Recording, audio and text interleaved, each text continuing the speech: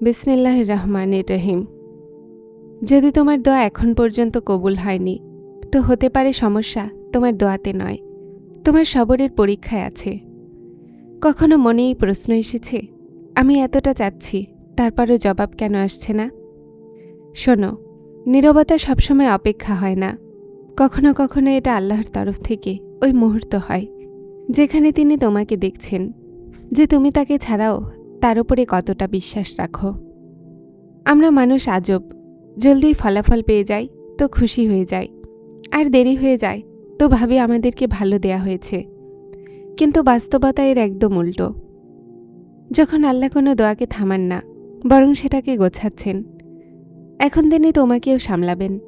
কেননা কিছু নিয়ামতগুলো শুধু হাতগুলোতে দেয়া হয় না, সেগুলোর জন্য মনকে তৈরি করে দেয়া হয়। আর মনের প্রস্তুতি সহজ হয় না। এটা কখনো ভেঙে গিয়ে হয়, কখনো সবরে, আর কখনো চোখগুলোর অশ্রুতে। কিন্তু একটা কথা মনে রাখো, যেই দোয়া দেরিতে পাওয়া যায় সেটা অনেক সময় তোমার ভাবনার চেয়ে অনেক গুণ বড় হয়। আর এটা তখন হয় যখন বান্দা হয় ভেঙে যায়, নয়তো আল্লাহর আরও নিকটে চলে যায়। যদি তুমি এখন অপেক্ষায় আছো, তো বুঝে নাও তুমি থেমে নেই, তোমাকে বানানো হচ্ছে। আর এই বাস্তবতাকে বোঝার জন্য এই কথা মনে বসে নাও, দোয়া করা কখনোই ছিল না। তুমি সবচেয়ে শক্তিশালী সত্তা আল মুক্তাদিরের কাছে চাইছ, যিনি সব জিনিসের ওপরে কুদরত রাখনেওয়ালা। উনি তোমাকে উত্তম দান করতে পারেন। উনি তোমাকে সেটাও দান করতে পারেন যা তোমার জন্য অসম্ভব মনে হচ্ছিল। নিজের দোয়াগুলোর উপরে এক মুহূর্তের জন্য সন্দেহ করো না। তুমি তার কাছে চাইছ, যিনি সমস্ত কল্যাণের উৎস। আর যখন তুমি দোয়া করো, তো নেক মনে করো। দোয়া তাকদিরকে বদলাতে পারে, যতক্ষণ না আল্লাহ সেটার জন্য অনুমতি না দেন। নিজের দোয়াগুলো জারি রাখো, আল্লাহর কাছে সেটা চাইতে থাকো যা তুমি চাও, যদিও সেটা কত দূরেই কেন না লাগুক। দেরি হওয়া তোমার জন্য শাস্তি নয়, বরং অনেক সময় একটা লুকানো হেফাজত হয়। কেননা আল্লাহ সেটা দেন যা তুমি চাও, কিন্তু সেই সময় যখন তুমি সেটাকে সামলাতে পারবে। আর যখন সেই সময় আসে না, তো মানুষ শুধুমাত্র এটা বলে, এ আল্লাহ, তুমি সত্যিই উত্তম সিদ্ধান্ত নিয়েছিলে। কখনো ভেবেছ যে আল্লাহ তোমার থেকে ওই জিনিস নিয়েও তোমাকে ধ্বংস করেন না, বরং বাঁচিয়ে নেন? আমরা ভাবি পাইনি, অর্থাৎ আমার থেকে কেড়ে নেওয়া হলো। কিন্তু বাস্তবতা এটা হয় যে কখনো কখনো না পাওয়াই সবচেয়ে বড় পুরস্কার হয়।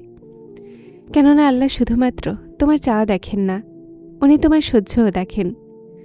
উনি জানেন যে যদি এই জিনিস আজ পেয়ে যাও, তো তুমি ভেঙে যাবে, অথবা পথভ্রষ্ট হয়ে যাবে, অথবা এটাতে হারিয়ে নিজেকে ভুলে যাবে। এজন্য তিনি থামিয়ে নেন। আর আমরা ভাবি আমাদেরকে ভুলে গেছেন, কিন্তু না, আল্লাহ কখনোই কাউকে ভোলেননি।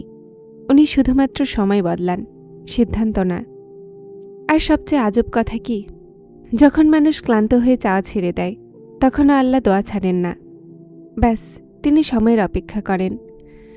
আর সেই সময় এমন হয় যখন তুমি নিজেও বলবে, যদি এটা আগে পেয়ে যেতাম, তো হয়তো আমি এটার যোগ্য ছিলাম না।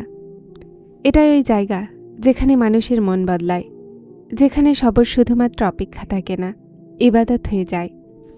আর মনে রাখো, তোমার দোয়া যায় হচ্ছে না, সেটা হয়তো তুমি পেয়ে যাবে, অথবা তোমার জন্য উত্তম বানানো হচ্ছে। আর না হয় তোমার জন্য আখিরাতের পুরস্কারের ব্যবস্থা আছে।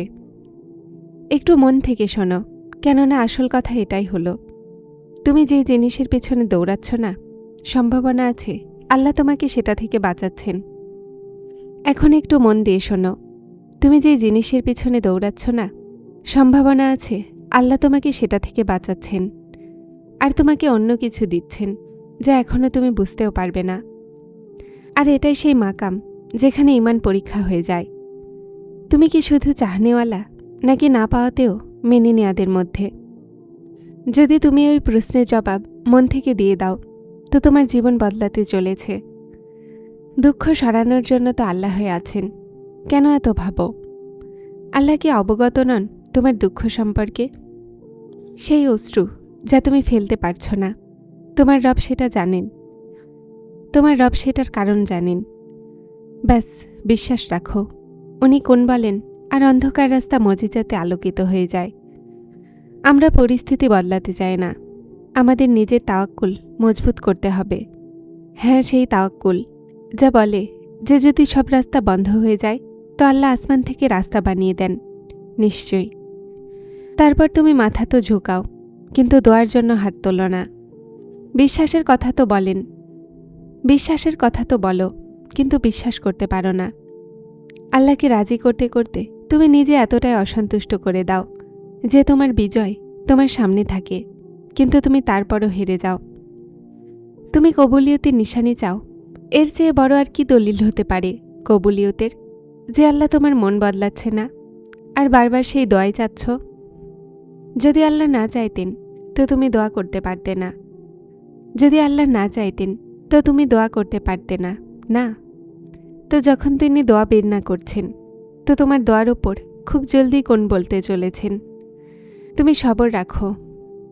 এখন শেষ কথা, মনের ওপরে হাত রেখে শোনো। জীবনে কিছু জিনিসগুলো তুমি এজন্য পাও না যে আল্লাহ তোমাকে দুঃখ দিতে চান, বরং এজন্য পাও যে তিনি তোমাকে তোমার চেয়ে বেশি উত্তম ভবিষ্যৎ দিতে চান। আর এটাই সেই সময় যা মানুষের পরে বুঝে আসে, যখন সেই বান্দায় যে কেঁদে কেঁদে চেয়েছিল একদিন শান্তিতে বলে শুকরিয়া, সেটা ওই সময়ে পেলাম না। তুমি কি জানো, যেই জিনিস তোমার জন্য লেখা হয়েছে সেটা তোমার থেকে কখনোই কেড়ে নেওয়া হয় না, আর যেটা তোমার থেকে চলে যায় সেটা কখনো তোমার ভাগ্যে ছিল না। তো তারপর ভয় কিসের? সমস্যা দোয়ার নয়, সমস্যা বিশ্বাসের। কেননা দোয়া সেই শক্তি যা তাকদিরের দরজাগুলো ধাক্কায়, কিন্তু বিশ্বাস সেই চাবি যা দরজাগুলোকে খোলে। যদি তুমি এখনও অপেক্ষায় আছো তো বুঝে নাও তোমাকে অস্বীকার করা হয়নি, তোমাকে হেফাজত করা হচ্ছে। আর সেই মুহূর্ত অবশ্যই আসবে যখন তুমি পিছনে ফিরে দেখবে আর তোমার প্রতিটা নার পিছনে একটা বড় হ্যাঁ নজরে আসবে। এখন মনকে নরম করো আর এই কথা মনে রাখো, যদি আল্লাহ তোমাকে অপেক্ষায় রেখেছেন এটার মানে এটা নয় যে তিনি দিবেন না, এটার মানে হলো এটা যে তিনি উত্তম দেনেওয়ালা।